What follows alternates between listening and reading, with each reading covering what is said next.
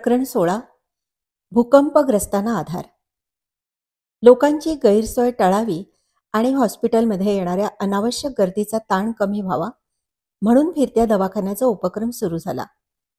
त्याला उत्तम प्रतिसाद मिळालाच, परंतु हॉस्पिटलमध्ये येणाऱ्या रुग्णांचा ओघ त्यामुळे कमी झाला नाही. उलट तो वाढतच होता. याचं कारण अंगारे धुपारे करण्यात वेळ घालवण्यापेक्षा वैद्यकीय उपचार घेणं हे केव्हाही श्रेयस्कर ठरतं याची जाणीव लोकांमध्ये वाढली होती. त्यामुळे वाढत्या रुग्णांना आरोग्य सेवा उपलब्ध करून देणं हे आपलं कर्तव्यच आहे, ही मावशींची भूमिका होती. अर्थात ती योग्य तऱ्हेने पार पाडायची असेल तर हॉस्पिटलची एकूण क्षमता वाढवण्याची गरज होती. त्या दृष्टीने एका संध्याकाळी त्यांनी सगळ्या डॉक्टर्स आणि स्टाफची एक मीटिंग बोलावली. या बैठकीत वाढत्या रुग्णांना सामावून घेण्यासाठी काय उपाययोजना कराव्यात यावर चर्चा झाली. त्यातून पलंग वाढवण्याची गरज पुढे आली. त्याचबरोबर नव्यानं नेत्र विभाग सुरू करायचा होता. शस्त्रक्रियांसाठी जागा हवी होती. क्षकिरण विभागही गरजेचा होता. या सगळ्यासाठीच जागा उपलब्ध करून देण्याबरोबरच निधीचीही गरज होती. रुग्णांसह येणाऱ्या नातेवाईकांना राहण्यासाठी 8 खोल्यांच्या बांधकामासाठी जर्मन संस्थेकडून निधी मिळाला होता. त्याचा आराखडा आर्किटेक्ट एस गोडबोले यांनी तयार केला. तेव्हा या इमारतीसह हॉस्पिटलच्या वरच्या मजल्याचं बांधकाम करण्याचा निर्णय झाला. या एकूणच विस्तारासाठी निधी लागणार होता. त्याची जबाबदारी नेहमीप्रमाणे मंजुताई भिडेंनी उचलली आणि मुंबईला परतताच त्या त्याच्या मागे लागल्या. ललित कलाचे भालचंद्र पेंढारकर यांची त्यांनी भेट घेतली. पेंढारकरांनी विद्याधर गोखले यांच्या जय जय गौरी शंकर ह्या नाटकाचा नवा प्रयोग संस्थेसाठी दिला. ह्या एका प्रयोगातून 20,000 रुपये जमा झाले. शिवाय अनेक सभासदही मिळाले. गरजेनुसार हॉस्पिटलच्या विस्ताराची अशी सगळी तयारी आणि धावपळ सुरू असतानाच 11 डिसेंबर 1967 कोकणात भूकंप झाला आणि हाहाकार उडाला. भूकंपाचा केंद्रबिंदू कोयना धरण हा परिसर होता. सगळं कोकण, विशेषतः रत्नागिरी जिल्हा भूकंपाने हादरला होता. एकापाठोपाठ एक भूकंपाचे धक्के बसत होते. या धक्क्यांमुळे रत्नागिरी जिल्ह्यातल्या अनेक खेड्यांमधल्या मातीच्या पत्र्याच्या घरांना मोठे मोठे तडे गेले होते. कित्येक घरं कोसळून जमीनदोस्त झाली होती. शाळेच्या इमारतींना मोठे तडे जाऊन त्या धोकादायक बनल्या होत्या. काही इमारतींच्या भिंती कोसळल्या होत्या. विशेषतः चिपळूण संगमेश्वर तालुक्याला भूकंपाचा मोठ्या प्रमाणावर तडाखा बसला होता. या भूकंपात मनुष्यहानी झाली नाही, पण वाड्या वाड्यातला माणूस रस्त्यावर आला. पुन्हा पुन्हा धक्के बसत असल्याने घरात राहणं धोक्याचं झालं होतं. संपूर्ण भागात अत्यंत घबराटीचं वातावरण निर्माण झालं होतं. त्यात संगमेश्वर तालुका भूकंपग्रस्त म्हणून जाहीर झाला. अशा परिस्थितीत रत्नागिरी जिल्ह्यात सामाजिक स्तरावर काम करणारी एकमेव संस्था म्हणून लोक मातृमंदिरकडे आशेने पाहत होते. खरं तर मातृमंदिरलाही भूकंपाचा तडाखा बसला होता. राजवाड्यांची जुनी इमारत पहिल्या धक्क्यानेच नादुरुस्त झाली होती. नंतर बसलेल्या धक्क्यांनी ती आणखीन खिळखिळी झाली. राहतं घर निवासाच्या दृष्टीनं धोकादायक बनलं होतं. संस्थेच्या साम्यकुलाचं स्वयंपाकघर, मावशींचं निवासस्थान, तसंच नर्सेसची निवासस्थानं आणि गोकुळच्या मुलींचा निवास विभाग या इमारतींनाही मोठ्या प्रमाणावर तडे गेले होते. या सगळ्या खोल्या राहण्यासाठी असुरक्षित झाल्या होत्या. पण दुसरा काही पर्यायही नव्हता. तत्काळ दुरुस्ती शक्य नव्हती. अखेर मावशींनी सांगितलं, सध्या इथंच राहूया. ह्यावेळी आपल्यापेक्षा भूकंपग्रस्त भागातील उद्ध्वस्त झालेल्या कुटुंबांना मातृमंदिरची अधिक गरज आहे. त्यामुळे मावशींनी आपल्या तडे गेलेल्या इमारतीची समस्या बाजूला ठेवली आणि नायरी, खोरे, चिपळूण इथल्या लोकांच्या मदतीसाठी त्या धावून गेल्या. परिस्थिती गंभीर होती. या परिस्थितीत मातृमंदिरने मदत पोहोचवण्याच्या कामात सहभागी व्हावं अशी शासनाची अपेक्षा होती. त्यानुसार संस्थेचे मुख्य कार्यकारी आणि वैद्यकीय अधिकारी डॉक्टर गोगटे हे अपघातात सापडलेल्यांना मदत करण्यासाठी संस्थेची रुग्णवाहिका घेऊन पोफळी, चिपळूण भागात गेले. जखमींवर उपचार सुरू झाले.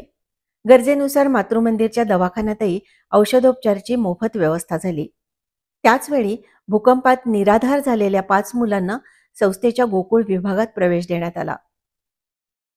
संस्थेचे संस्थापक, सभासद आणि महाराष्ट्र सर्वोदय मंडळाचे प्रमुख कार्यकर्ते गोविंदराव शिंदेंनी भूकंपग्रस्त भागात काम करण्यासाठी मोठी यंत्रणा उभी केली. आर के पाटील, गोविंदराव देशपांडे तसंच संस्थेच्या अध्यक्षा डॉक्टर काशीबाई अवसरे आणि मणिबेन नानावटी यांना बरोबर घेत त्यांनी भूकंपग्रस्त भागात प्रत्यक्ष फिरून काम केलं. भूकंपग्रस्तांना बाहेरून येणारी मदत योग्य प्रकारे मिळावी आणि सरकारी मदत मिळण्यासाठी कोणतीही अडचण येऊ नये म्हणून महाराष्ट्र सर्वोदय मंडळाच्या माध्यमातून संगमेश्वर तालुका पुनर्वसन सहाय्यक समिती स्थापन करण्यात आली. त्याचबरोबर बाहेरून येणाऱ्या मदतीवरच अवलंबून न राहता स्थानिक पातळीवर ग्रामस्थांनी आपल्या ताकदीवर पुनर्वसनाचं कार्य करावं, असाही प्रयत्न मावशींनी मातृमंदिरच्या माध्यमातून केला. मातृमंदिर संस्थाच या प्रसंगात योग्य काम करू शकते असा तालुक्यातल्या शासन आणि प्रशासन यंत्रणेचा विश्वास होता. ती जबाबदारीही मातृमंदिरने अगदी व्यवस्थित पार पाडली. त्याचप्रमाणे ज्येष्ठ समाजवादी नेते जयप्रकाश नारायण यांनी बिहार दुष्काळग्रस्तांसाठी जमवण्यात आलेल्या सामानापैकी दूध पावडर, सोयाबीन तेलाचे डबे, कपडे आणि 1,00,000 रुपये रोख रक्कम महाराष्ट्र सर्वोदय मंडळाकडे पाठवली. त्याचेही वितरण मातृमंदिरतर्फे भूकंपग्रस्तांना करण्यात आलं. इतकंच नाही तर अनेक पीडितांना आधार देत नव्यानं जगण्याची प्रेरणा त्यांना मिळाली. मान्यवरांचं सहकार्य. संगमेश्वर तालुक्यातल्या भूकंपग्रस्तांच्या मदतीसाठी अहोरात्र झटणारी मातृमंदिर संस्था ही खरं तर भूकंपग्रस्तांच्या यादीत होती. लोकसेवेच्या कार्यात संस्थेला आणखी बरंच काम करायचं होतं. त्यामुळे भूकंपग्रस्त संस्था म्हणून तिला विशेष मदतीची गरज होती.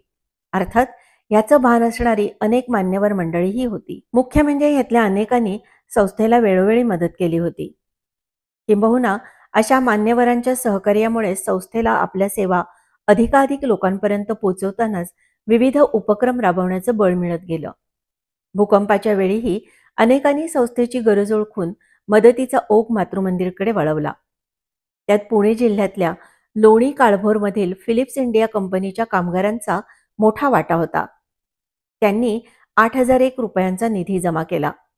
तो सर्वोदयी कार्यकर्ते गोविंदराव देशपांडे यांच्या सूचनेनुसार आणि कामगार युनियनचे अध्यक्ष ॲडव्होकेट के.एन. फडके यांच्या सल्ल्यानुसार मातृमंदिरला देण्यात आला. संस्थेने तो अर्भकालय इमारतीच्या बांधकामासाठी वापरला.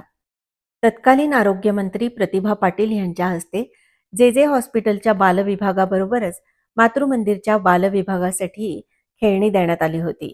भूकंपाच्या या धक्क्यात मातृमंदिरच्या गोकुळ अनाथालयाची इमारतही निकामी झाली होती. गोकुळमधील मुलांची संख्याही 27 वर पोचली होती. त्यापैकी 21 मुलं शाळेत जाणारी होती. तेव्हा त्यांच्या निवासाची योग्य सोय करणं गरजेचं होतं. संस्थेने अशाच काही मान्यवरांच्या सहकार्यानं राजवाडे यांच्या वाड्या शेजारी असणारी 37.5 गुंठे जागा खरेदी केली आणि गोकुळसाठी नवी इमारत उभारली. दरम्यानच्या काळात पूर्वनियोजनानुसार रुग्णालयाची क्षमता वाढवण्याबरोबरच नेत्र विभाग, क्षकिरण विभाग सुरू करण्यात आला. अशा अनेक सुविधांच्या उपलब्धतेमुळे रुग्णांची संख्या दिवसेंदिवस वाढत होती. रुग्णवाहिकेवरचा ताण आता खूपच वाढला होता. त्यामुळे ती सातत्याने नादुरुस्त व्हायला लागली. थोडक्यात नवीन रुग्णवाहिका खरेदी करण्याची वेळ आली होती.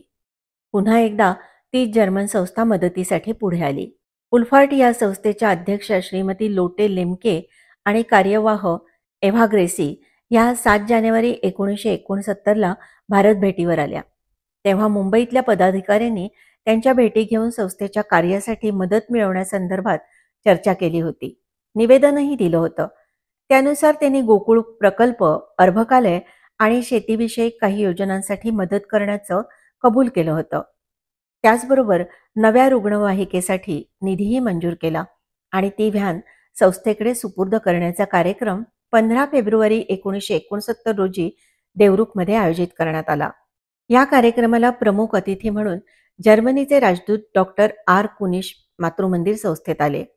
त्याचबरोबर खासदार बॅरिस्टर नाथपै, जिल्हा परिषद अध्यक्ष अमृतराव भोसले, मुंबईच्या नगरसेविका आणि पदाधिकारी डॉक्टर लीला अल्वारिस उपस्थित होत्या. देवरुखसारख्या ग्रामीण भागात जर्मनीचे राजदूत आणि बॅरिस्टर नाथपै यांची उपस्थिती म्हणजे मावशींच्या कार्याचा खऱ्या अर्थाने सन्मान होता. अशा व्यक्तींच्या केवळ उपस्थितीचाही सामाजिक क्षेत्रात काम करणाऱ्या संस्थांना फायदा होतो. तसा तो मातृमंदिरलाही होत असे. म्हणूनच यांच्या पाठोपाठ शिक्षण मंत्री मधुकरराव चौधरी, नगरविकास मंत्री पु. ग. खेर, नानासाहेब गोरे, सुमती गोरे, सुप्रसिद्ध साहित्यिक पु. ल. देशपांडे, राजाभाऊ ढोले, डॉक्टर दादा गुजर अशा अनेकांच्या भेटीने संस्थेचा लौकिक विविध क्षेत्रात दुमदुमू लागला. कार्याचं परिक्षेत्र थेट राजधानीच्या कक्षा पार करत परदेशात पोचलं. त्याचाच परिणाम म्हणून राज्य शासनाने हाती घेतलेल्या लोकसंख्या नियंत्रणाच्या विशेष कार्यक्रमात मातृमंदिरला सहभागी करून घेण्यात आलं. त्याचबरोबर केंद्र शासनामार्फत दिल्लीत भरवल्या गेलेल्या आंतरराष्ट्रीय बालक प्रदर्शनात मातृमंदिरला निमंत्रित केलं गेलं. महाराष्ट्रातून केवळ संस्थेच्या 13 मुलांची निवड करण्यात आली होती. त्यामुळे गोकुळमधल्या अनाथ मुलांना दिल्ली वारीचा आनंद लुटता आला. माणसाचं काम बोलू लागलं की काय काय घडू शकतं त्याचं हे उदाहरण आहे.